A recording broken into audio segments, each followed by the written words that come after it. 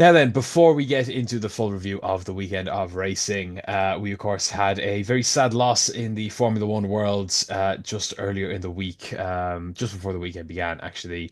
Eddie Jordan, the former owner and founder of the Jordan F1 team, which of course is now Aston Martin after a couple of iterations, passed away on the 20th of March, age 76, surrounded by his family in Cape Town in South Africa. So just wanted to do a really, really quick piece on Eddie Jordan. As you could probably tell, I've mentioned it several times on the podcast now. I am a proud Irishman myself, and I'm actually from the same town that Eddie grew up in.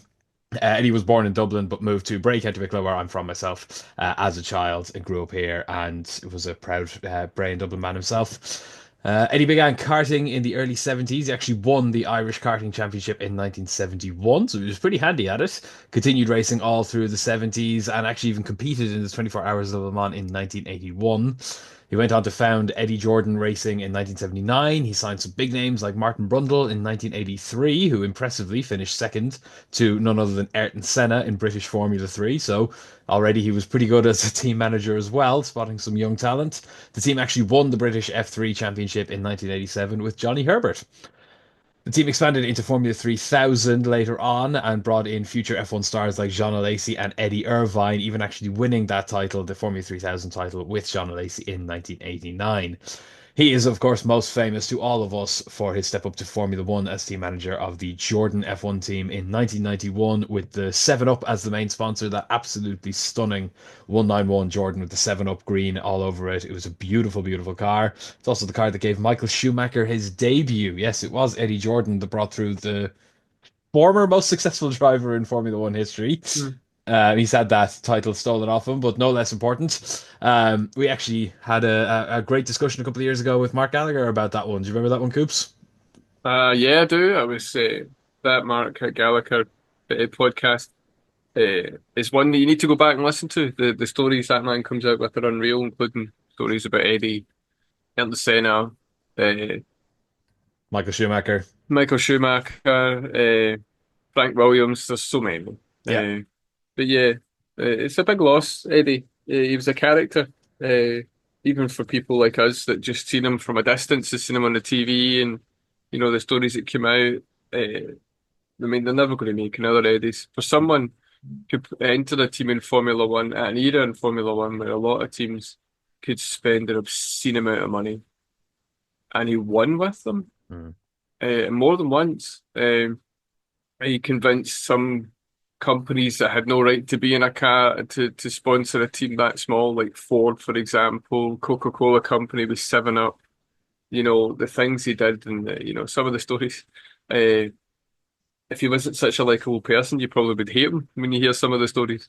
Like always, the Gary Anderson in the the Race.com podcast mentioned things like in these earlier days, like he would always get introduced to other team sponsors and he would try and take them over. And if Mm. he found out a driver had money, he was in there trying to strike a deal. And he was a unique character. His celebration when they got 1-2 with Jordan at the Belgian Grand Prix. I want to say 1998. I think it was 97. 1998, yeah. David Hill won from Ralph Schumacher.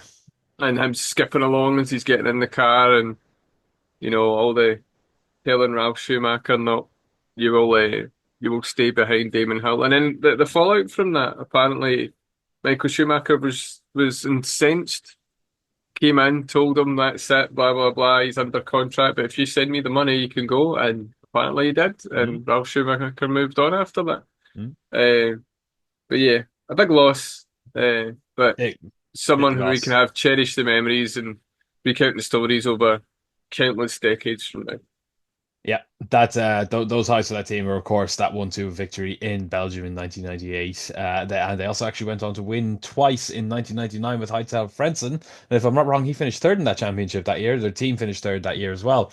Jordan F1, as I said, is now Aston Martin. And Eddie, of course, after selling the Jordan F1 team in the early 2000s, went on to have an extremely successful career as a broadcaster, host, pundit with the BBC, even hosting Top Gear for a little while back in the day after the original trio left. So we're very sad to see it. Personally, like I said, As a kid growing up in Ireland in the 90s, the Formula One had not quite permeated the zeitgeist as it has now with the help of things like Drive to Survive. And I just remember getting into the sport in the late 90s and being told that, one of the team owners was from my hometown. Those absolutely stunning bright yellow cars were very, very hard to miss on the TV, especially when they were going winning races.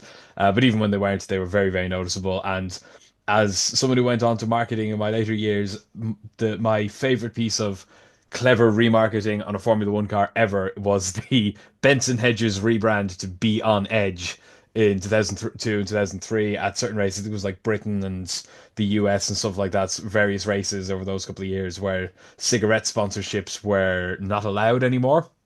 Rather than Yeah. replace them really, really tackily with something else, they literally just sort of painted over a couple of letters on the Benson Hedges logo and it just read Be On Edge. And if there's anything more appropriate for Formula One, I don't know what that is. I'll That was never probably forget to that. save a bit of money, you know. Also, yeah. I think Buzz and Hisses was another good one they did.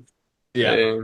And that the yellow Jordan with the kind of the snake head fangs and Snakeheads. the cone.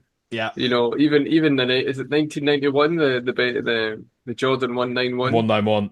When you come out with liveries, and that's one of the ones that still to this day is one of the top ones. Yeah. Yeah, the man's. That uh We could that just have a podcast talking about Eddie Jordan, to be honest. And with a week off to come, we might well do just that. But anyway, we'll move on from that for right now. We just wanted to say rest in peace, Eddie. You'll be sorely missed. And thank you for the legacy you've left in Formula One.